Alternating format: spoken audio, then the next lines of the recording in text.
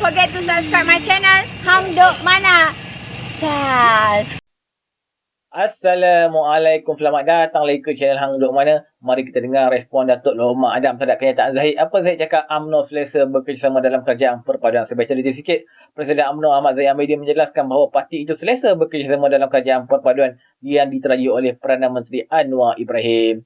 Justru itu katanya yang juga adalah timbalan Perdana Menteri dan pengurus CBN tidak timbul persoalan gabungan itu akan menyertai Perikatan Nasional. Okey, mari kita dengar respon Datuk Loh Mak Adam. Dia akan kita komen macam biasa. Satu kenyataan daripada Presiden UMNO iaitu Datuk Seri Ahmad Zahid Hamidi kan, berkenaan dengan dia cakap macam ni, BN selesa bersama di dalam kerajaan perpaduan. Adakah ini petunjuk di mana PRU 16 nanti bakal ada gabungan ataupun macam kita mana? Ialah memanglah kita selesa berada di dalam kerajaan perpaduan, kerana alhamdulillah semenjak kita membentuk kerajaan ini dan dekat setahun ni, 22 November ni genap setahun. Alhamdulillah kita ada satu pasukan yang menghormati satu sama lain. Kita pernah bersama dengan Perikatan Nasional. Apa jadi kita bersama dengan Perikatan Nasional? Dah kita ampunkan Muhyiddin. Dia ada 32 kursi. Daripada 32 kursi ni tu, yang dia menang betul-betul 5 orang je. Yang 16 orang dia curi daripada orang kita. 9 orang dia curi daripada PKR. Kita bagi dia jadi Perdana Menteri, timbalan pun dia tak bagi kita. Menteri Kanan pun dia ambil sekali 2. Menteri cabuk-cabuk dia bagi kita. Menteri bagus-bagus semua dia ambil. Orang yang kita suruh lantik menteri, dia tak lantik. Orang yang tak ada kena-mengena, tak ada dalam hierarki kepimpinan UMNO, yang itu dia lantik jadi menteri. Suka hati bapak dia je. Kemudian sepanjang tempoh dia bersama dengan kita, dia nak penjarakan presiden dan bekas presiden kita. Seorang pun dah masuk penjara.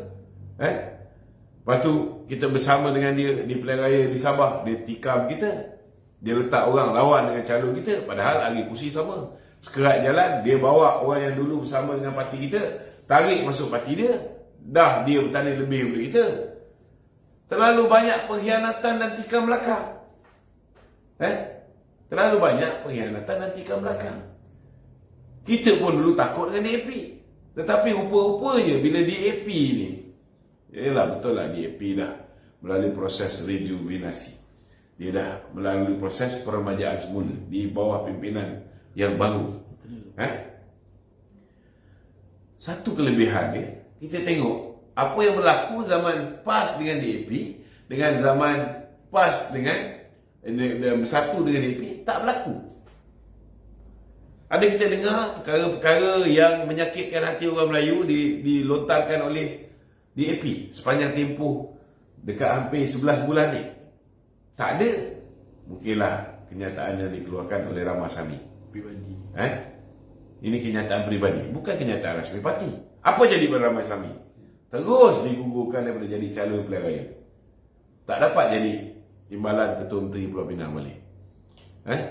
Bila Tony Puah mengeluarkan kenyataan mengherdik, menghina pemimpin kita, BN, dia pun tak dicalonkan jadi calon pilihan raya. Ada pemuda DAP mengeluarkan kenyataan di Balakong, terus digantung. Nampak tak? Itu sebabnya Datuk Zahid kata kita selesa. Pertamanya, jaminan yang diberikan oleh DAP, mereka akur menghormati apa yang termaktub di dalam Perlembagaan Persekutuan, berhubung dengan hak istimewa orang Melayu, berhubung dengan kedudukan Islam Agama Persekutuan, berhubung dengan kedudukan bahasa Melayu, bahasa kebangsaan, dan berhubung dengan kedudukan Raja-Raja Melayu. Kita minta dia jaga ini je. Dan alhamdulillah sehingga hari ini mereka jaga. Dan nasib kita kebetulan baik, kerana mereka berpeluang untuk berkuasa selama 22 bulan. Akibat daripada setengah-setengah pihak terlanjur kata, terlanjur perbuatan, orang jadi takut, dan akhirnya sekutu mereka bersatu sendiri meninggalkan kerajaan tersebut dan membuat kerajaan dengan musuh-musuh politik dia. Last sekali, baik-baik daripada jadi kerajaan, ada di antara mereka menjadi kluster mahkamah. So, pengalaman pahit ini menyebabkan mereka juga belajar melalui kesilapan. Bukan hanya BN saja belajar melalui kesilapan. Mereka juga sedar bahawa mereka juga ada silap. Dan ini memudahkan kerjasama antara UMNO dengan DAP. UMNO dengan Pakatan Harapan. Kita kena terima hakikat bahawa memang UMNO hari ini bekerjasama bukan hanya dengan kerajaan Pakatan Harapan, tetapi secara tak langsung kita bekerjasama dengan DAP juga. Sebab DAP sebahagian daripada Pakatan Harapan. Kita tak boleh tipu rakyat Malaysia ni. Dia orang pun boleh fikir. Memang. Dan bagi kita, sebagai orang yang berpengalaman, kita pernah bersama dengan gerakan yang lebih chauvinis, lebih ekstrim daripada DAP. Orang yang menggerakkan perarakan di Pulau Pinang sehingga berlakunya peristiwa 13 Mei. Orang macam ni pun bila bersama dengan BN, mereka boleh berubah menjadi rasional. Kita yakin bahawa DAP hari ini kita tak payah ubah pun. Mereka pun tahu menyesuaikan diri dengan keadaan. They are mature. So, bagi saya, way forward, suka tak suka kita kena terima hakikat. Parti politik Melayu saja tanpa sokongan bukan Melayu tak boleh perintah Malaysia dengan stabil. Bukti dia jelas. Bukti dia, kalau itu hari tidak ada Akta Lompat Parti, Muhyiddin sudah jadi Perdana Menteri dengan hanya 115 kursi, dengan mencuri 10 orang daripada UMNO dan menipu kawan-kawan GPS. Adakah 115 kursi kalau berjaya lah itu hari adalah satu kerajaan yang stabil? Tak stabil. Dulu Muhyiddin jadi Perdana Menteri pun 114 kursi, stabil lah? Tak stabil. 6 orang daripada UMNO tarik sokongan, hilang kursi Perdana Menteri. Sama juga Ismail Sabri. Bila dia ambil alih pun, dia pun ada 114 kursi. Dia pun terpaksa ikut kehendak kita. Tak stabil. Jadi suka tak suka, kita kena terima hakikat. Rakyat Malaysia hari ini bukan Melayu, khususnya orang Cina, 97% bersama dengan DAP. Jadi kita hari ini bersama dengan DAP dan Pakatan Harapan. Pakatan Harapan hari ini berjaya garner the support of non-Malays. 97% of non-Malays. Jadi bila kita mendapat sokongan 97% bukan Melayu, kalau tengok diukur di Pelangai, kita ada lebih kurang 52%.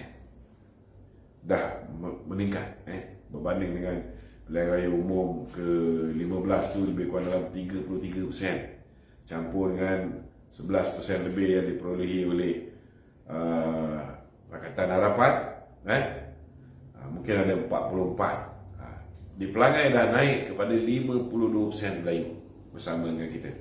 Dan ini kita boleh ukur sebagai Okey. Saya tertarik bila Presiden cakap macam ni. Tapi bila mana nanti UMNO akan ada pemilihan parti dan sebagainya kan? Yeah. Dan jawatan Presiden ni ditukar kepada orang lain. Yeah. Adakah perjalanan kerajaan perpaduan tu seiring? Kita tak payah bazir masa untuk fikir benda ni. Sebab tidak ada pemilihan presiden sampai selesai pilihan raya. Selesai PRU16? Tak ada. Okay. Itu sudah termaktub dalam perlembagaan. Perlembagaan UMNO sudah dipinda. Okay. Tidak ada pemilihan sehingga 6 bulan.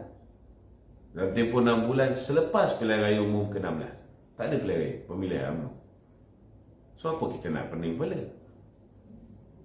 Jadi bermakna Datuk Seri Zahid akan jadi Presiden UMNO ketika kita berhadapan dengan pemilihan pilihan raya UMNO yang pilihan raya umum yang ke-16. Kecuali kalau Datuk Zahid letak jawatan, mungkin timbalan ambil alih ke. Muhyiddin Yassin dia mempertikalkan keputusan berkenaan dengan 3R ni di Parlimen ni tu. Mungkin tu ada komen sikit. Dia macam ni lah. Kita kena tahu bahawa hari ni Muhyiddin, Perikatan Nasional, PAS gerakan. Mereka dah tak ada apalah. Tak ada apa mereka nak gunakan untuk jatuhkan PMX daripada kursi Perdana Menteri. Isu apa pun tak jalan.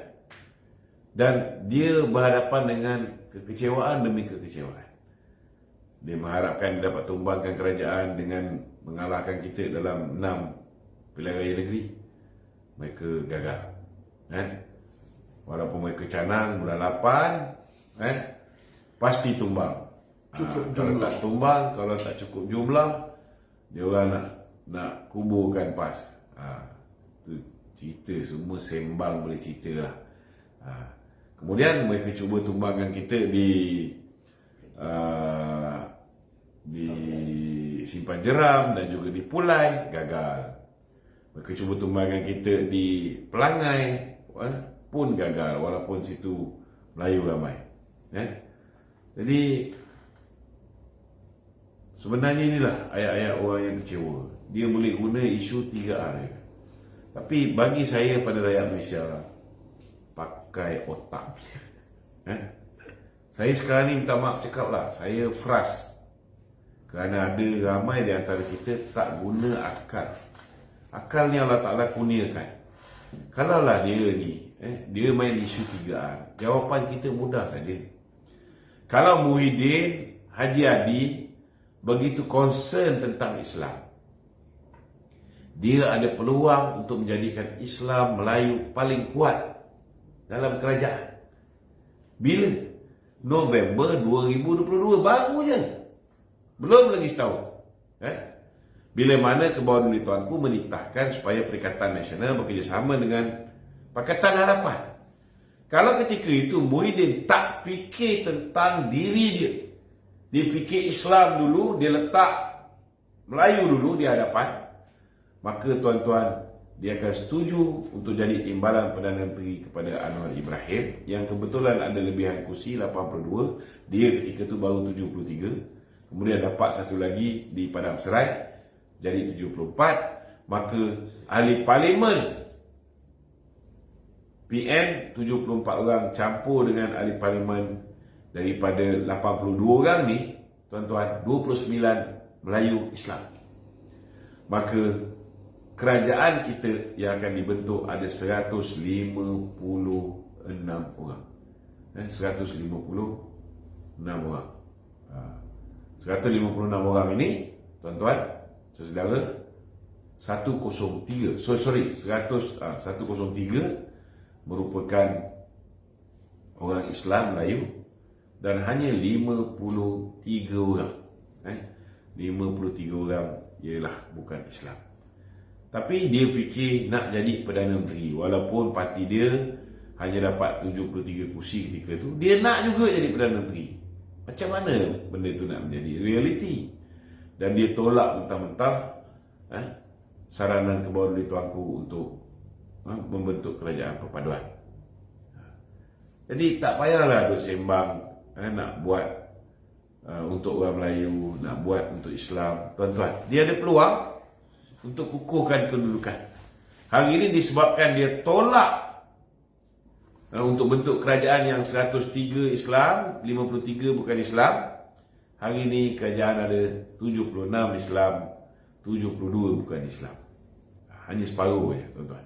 Lebih sikit daripada separuh. Siapa punya salah? Siapa punya salah? Muhyiddin, tuan-tuan. Jadi tak payahlah duk sembang.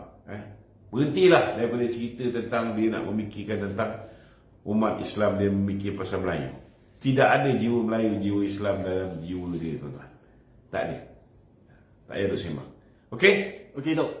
Saya tertarik sikit dengan Okey, tuan-tuan, saya baca detail lagi kat Malaysia Kini ni. Bagi kami rasa dengan penglibatan kami dalam kerajaan perpaduan dan jangan buang masa jemput kami menyertai PN. Katanya mengulas peranan pembangkang agar UMNO menyertai PN. Zahid berkata demikian kepada media selepas Majlis Penutupan Kejohanan Sukan Majlis Kebajikan dan Sukan Kementerian Kemajuan Desa dan Wilayah di Putrajaya. Sabtu lalu, Ketua Penerangan Bersatu Razali Idris berpandangan penyertaan UMNO dalam PN dapat menubuhkan kerajaan persekutuan baru yang antara lain bertujuan membantu masyarakat Melayu Islam di negara ini. Ahmad Zahid berkata katanya hari ini bukan hanya bertanggungjawab terhadap masyarakat Melayu dan Islam, malah bagi keseluruhan rakyat Malaysia. Okey tuan-tuan, mari terus menyokong kajian Puan dan Assalamualaikum.